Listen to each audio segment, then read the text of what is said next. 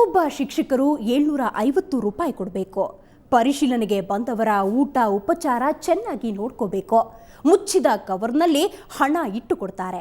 ಅಲ್ಲಿಗೆ ಸ್ಕೂಲ್ನಲ್ಲಿ ಏನಿದೆಯೋ ಏನಿಲ್ವೋ ಎಲ್ಲ ಪಕ್ಕಾ ಅಂತ ರಿಪೋರ್ಟ್ ಹೋಗುತ್ತೆ. ಇಲ್ಲದಿದ್ರೆ ಡೇಂಜರ್ ಸಿಗ್ನಲ್.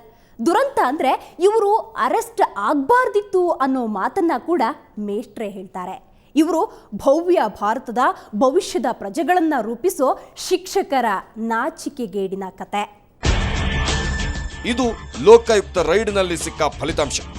ಹೆಡ್ ಮಾಸ್ಟರ್ ಪ್ರಕಾಶ ಮತ್ತು head madam Ramadevi red hand ಆಗಿ ಸಿಕ್ಕಿಬಿದ್ದಿದ್ದು ಹೀಗೆ. ದುಡ್ಡಿನ ಸಮೇತ ಸಿಕ್ಕಿಬಿದ್ದ ಮೇಲೆ ಇವರು ಕೊಟ್ಟ ಉತ್ತರಗಳೇ ನಾಚಿಕೆ ಹುಟ್ಟಿಸುವಂತಿವೆ. ಇವರಿಬ್ರು ವಾಸವಿ ಹೈಸ್ಕೂಲ್ಗೆ ಬಂದಿದ್ದು ಶಾಲೆಯನ್ನ ಚೆಕ್ ಮಾಡೋಕೆ. ಆದ್ರೆ ಅದೇನ್ ನೋಡಿದ್ರು ಅದೇನು ಬಿಟ್ರೋ ದುಡ್ಡಿಗಂತೂ ಬಾಯ್ ಬಿಟ್ರು.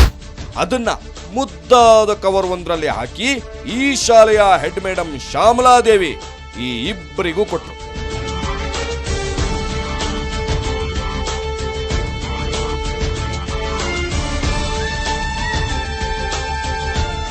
ಇವರಿಬ್ರು ಒಟ್ಟಿಗೆ ಬಂದಿರಲಿಲ್ಲ. ಮೊದಲು ಬಂದಿದ್ದವರು ರಮಾದೇವಿ. ಆಕೆ ದುಡ್ಡಿಸ್ಕೊಂಡು ಹೊಟ್ಟೆ ಹಸಿತಾ ಇದೆ ಅಂದ್ರು. ಲಂಚದ ದುಡ್ಡನ್ನ ಊಟಕ್ಕೂ ಖರ್ಚು ಮಾಡೋಕೆ ಇಷ್ಟವಿಲ್ಲ ಯಮ್ಮನಿಗೆ ಊಟ ಹಾಕ್ಸೋದು ಶಾಲೆಯವರ ಡ್ಯೂಟಿ ನೋಡಿ. ಅದಕ್ಕಾಗಿ ವಾಸವಿ ಹೈಸ್ಕೂಲ್ನ ಮಂಜುನಾಥ್ ಮತ್ತು ಚಂದ್ರಕಾಂತ್ ಅನ್ನೋ ಇಬ್ಬರು ಶಿಕ್ಷಕರು ಪಕ್ಕದಲ್ಲೇ ಇದ್ದ SLV ಹೋಟೆಲ್ಗೆ ಕರ್ಕೊಂಡು ಹೋದ್ರು. ಲೋಕಾಯುಕ್ತ ಟೀಮ್ ಸ್ಕೂಲ್ನಲ್ಲೇ ದಾಳಿ ಮಾಡೋ ಪ್ಲಾನ್ ಹಾಕೊಂಡಿತ್ತು.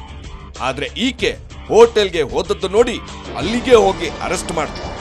ಅಫ್ಕೋರ್ಸ್ ಸಾಕ್ಷಿ ಸಮೇತ.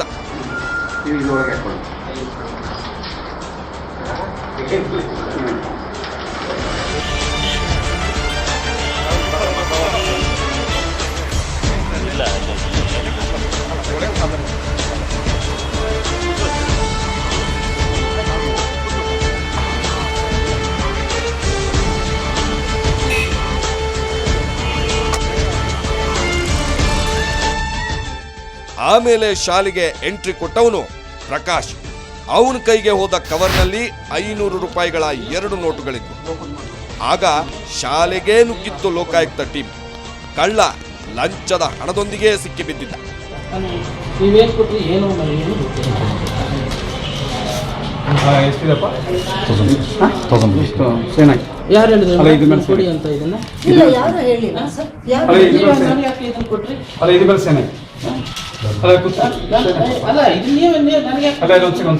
ಹೀಗೆ ಸಿಕ್ಕಿಬಿದ್ದ ಮೇಲೆ ಲೋಕಾಯುಕ್ತರು ಏನಪ್ಪಾ ಇದು ಅಂದ್ರೆ, ನಾನು ಯಾವುದೋ ಜೆರಾಕ್ಸ್ ಕಾಪಿ ಕೇಳಿದೆ, ಅವರು ಕೊಟ್ಟ ಕವರ್ನಲ್ಲಿ ಜೆರಾಕ್ಸ್ ಕಾಪಿ ಇತ್ತು ಅಂತ ಅಂದ್ಕೊಂಡಿದ್ದೆ ಅಂತ ಬೋಂಗು ಬಿಟ್ಟ.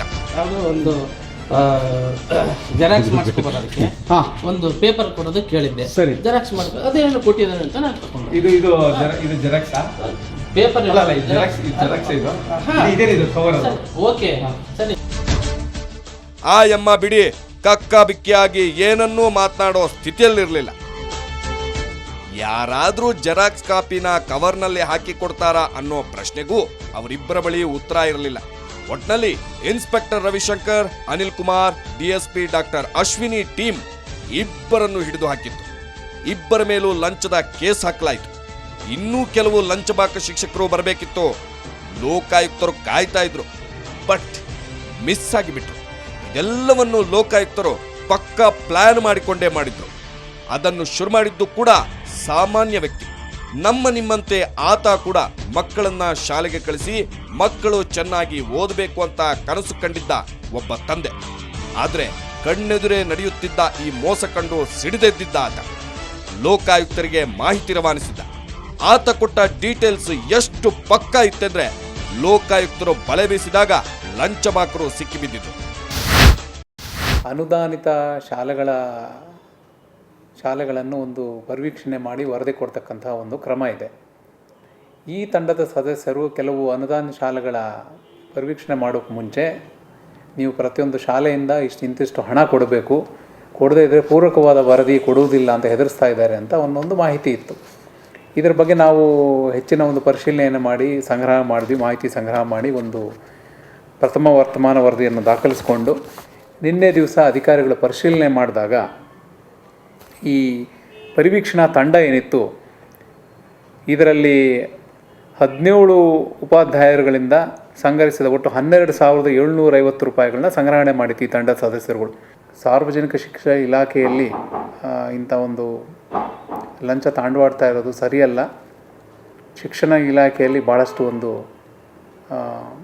ಮಾರಲ್ಸ್ ಏನಿದೆ, ನೈತಿಕತೆ ಹೆಚ್ಚಿರಬೇಕು. ಯಾಕಂದರೆ ಅಲ್ಲಿ ಮಕ್ಕಳಿಗೆ ಅವರು ಶಿಕ್ಷಣವನ್ನು ಕೊಡ್ತಕ್ಕಂಥವ್ರು ಅಂಥ ಕಡೆನೇ ಇಂಥವೆಲ್ಲ ನಡೆದಾಗ ಇದು ಬೇರೆ ರೀತಿಯ ಒಂದು ಸಂದೇಶ ಮಕ್ಕಳಿಗಾಗಲಿ ಸಮಾಜಕ್ಕಾಗಲಿ ಹೋಗುತ್ತೆ. ಒಬ್ಬೊಬ್ಬ ಶಿಕ್ಷಕರಿಂದ 750 ರೂಪಾಯಿ ವಸೂಲಿ. ಒಬ್ಬೊಬ್ಬ ತನಿಖಾಧಿಕಾರಿಗೂ ಮುಚ್ಚಿದ ಕವರ್ನಲ್ಲಿ ದುಡ್ಡು. ತನಿಖಾಧಿಕಾರಿಯ ಹುದ್ದೆಗೆ ತಕ್ಕಷ್ಟು ಲಂಚದ ಹಣ. 17 ಶಿಕ್ಷಕರಿಂದ ತಲಾ 750 ರೂಪಾಯಿ, ಒಟ್ಟು 12,750 ರೂಪಾಯಿ. ಇದು ವಾಸವಿ ಹೈಸ್ಕೂಲ್ನವರು ಈ ತನಿಖಾಧಿಕಾರಿಗಳಿಗೆ ಲಂಚದ ಹಣ ಕೊಟ್ಟು ಕಲೆಕ್ಟ್ ಮಾಡಿದ್ದ ಹಣ. ಶಿಕ್ಷಕರು ಏನೋ ಕಷ್ಟಪಟ್ಟು ಆ ಹಣವನ್ನ ಹೊಂದಿಸಿ ಹೆಡ್ ಮೇಡಮ್ಗೆ ಕೊಟ್ಟಿದ್ದು.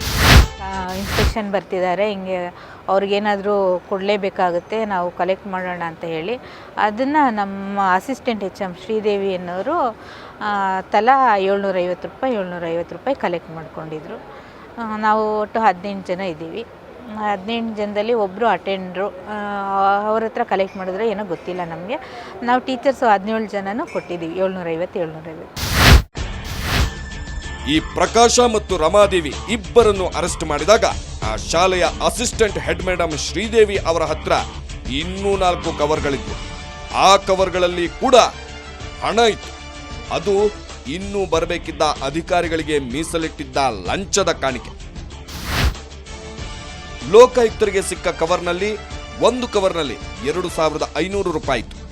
ಇನ್ನು 3 ಕವರ್ಗಳಲ್ಲಿ ತಲಾ 1,000 ರೂಪಾಯಿನಂತೆ ಒಟ್ಟು 3,000 ರೂಪಾಯಿ ಇತ್ತು. ಇದಲ್ಲದೆ ಇಬ್ಬರು ಆರೋಪಿಗಳ ಬಳಿ ಸಿಕ್ಕ 2,000 ರೂಪಾಯಿ ಕೂಡ ಸೇರಿದಂತೆ ಒಟ್ಟು ಸಿಕ್ಕಿದ್ದು 7,500 ರೂಪಾಯಿ. ಇನ್ನು ಮಿಕ್ಕ ಹಣದಲ್ಲಿ ಈ ಲಂಚಬಾಕರ ಊಟ, ತಿಂಡಿ ಎಕ್ಸೆಟ್ರಾ ಖರ್ಚು ನೋಡಿಕೊಳ್ಳಬೇಕಾದದ್ದು ಇದೇ ಶಾಲೆಯ ಶಿಕ್ಷಕರ ಜವಾಬ್ದಾರಿ. ಈ ಇಬ್ಬರ ಜೊತೆ ಇನ್ನೂ 5 ಜನ ಲಂಚಕ್ಕೆ ಬಾಯ್ಬಿಟ್ಟಿರೋ ಬಗ್ಗೆ ಲೋಕಾಯುಕ್ತರಿಗೆ ಇನ್ಫಾರ್ಮೇಶನ್ ಇತ್ತು. ಬಟ್ ಲಂಚಬಾಕ ಮಿಕ್ಕಗಳು ಬರಲಿಲ್ಲ, ಬಚಾವಾಗ್ಬಿಟ್ವು. ಇನ್ನು 5 ಜನ ಬರೋರಿದ್ರು ಸರ್. ಇನ್ನು 3 ಜನ ವಿಷಯ ಪರಿವೀಕ್ಷಕರು, ಇನ್ನಿಬ್ಬರು ಅದೇ ಆಫೀಸ್ ಅಕೌಂಟ್ಸ್ ಎಲ್ಲ ಚೆಕ್ ಮಾಡೋದಕ್ಕೆ ಬರ್ತಾರೆ, ಆಫೀಸರ್ಸ್ ಬರ್ತಾರೆ ಅಂತ ನಮಗೆ ಗೊತ್ತಿರೋ ಮಾಹಿತಿ ಅಷ್ಟೇ. ಬರೋರಿದ್ದಾರೆ ಅಂತ ಹೇಳಿ ಕವರ್ಗಳನ್ನೆಲ್ಲ ಅವರು ಪ್ರಿಪೇರ್ ಮಾಡಿ ಇಟ್ಕೊಂಡಿದ್ರು. ಕವರ್ಗಳೆಲ್ಲ ಏನು ಮಾಡಿದ್ರು ನಮ್ಮ ಅಧಿಕಾರಿಗಳು? ಅದನ್ನೆಲ್ಲ ನಿಮ್ಮ ಅಧಿಕಾರಿಗಳೇ ವಶಪಡಿಸ್ಕೊಂಡಿದ್ದಾರೆ, ನಮ್ಮ ಮೇಡಮ್ ಹತ್ರ ಇದ್ದಿದ್ದನ್ನೆಲ್ಲ. ಅಂದಂಗೆ ಈ ಲಂಚದ ಹಣ ಎಲ್ಲ ಇತ್ತಲ್ಲ, ಆ ಶ್ರೀದೇವಿ ಮೇಡಮ್ಮು ವಾಸವಿ ಹೈಸ್ಕೂಲ್ನ ಮುಂದಿನ ಹೆಡ್ ಮೇಡಮ್ ಅಂತ.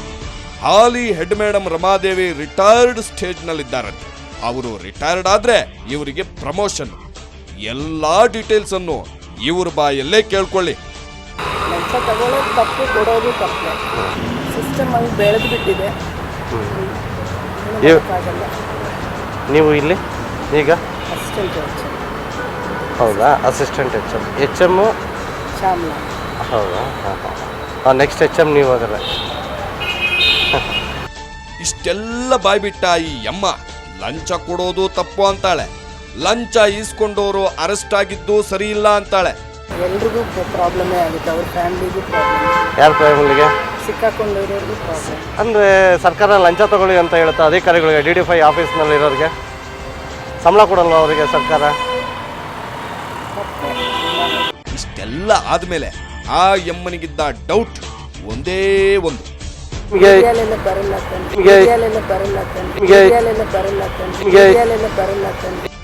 ಅಂದ ಹಾಗೆ ಲೋಕಾಯುಕ್ತರು ಇಷ್ಟು ಸೀಕ್ರೆಟ್ ಆಗಿ ಮಾಡಿದ ರೈಡ್ ಸುವರ್ಣ ನ್ಯೂಸ್ಗೆ ಹೇಗೆ ಗೊತ್ತಾಯ್ತು ಅನ್ನೋದನ್ನ ನಾವು ಅಷ್ಟು ಸುಲಭವಾಗಿ ಹೇಳೋಕ್ಕಾಗಲ್ಲ ಬಿಡಿ.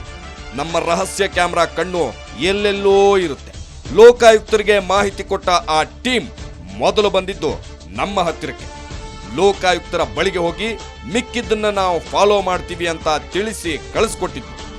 ಅದು ನಮ್ಮ ರಹಸ್ಯ ಕ್ಯಾಮ್ರಾಗೆ ಸಿಕ್ಕಿಬಿತ್ತು.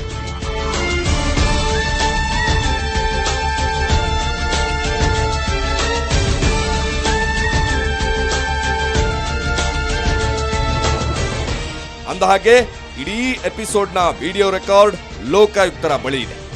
ಶಾಲೆಯಲ್ಲೇ ಇದ್ದ ಲೋಕಾಯುಕ್ತ ಇಲಾಖೆಯ ಕಾಣದ ಕಣ್ಣು ಲಂಚದ ಪ್ರತಿ ವಿವರವನ್ನು ಸೆರೆ ಹಿಡಿದಿದೆ. ಗಣೇಶನ ಹಬ್ಬಕ್ಕೆ, ರಾಜ್ಯೋತ್ಸವಕ್ಕೆ ಚಂದ ಎತ್ತೋರನ್ನ ನೋಡಿದ್ದೀರಿ.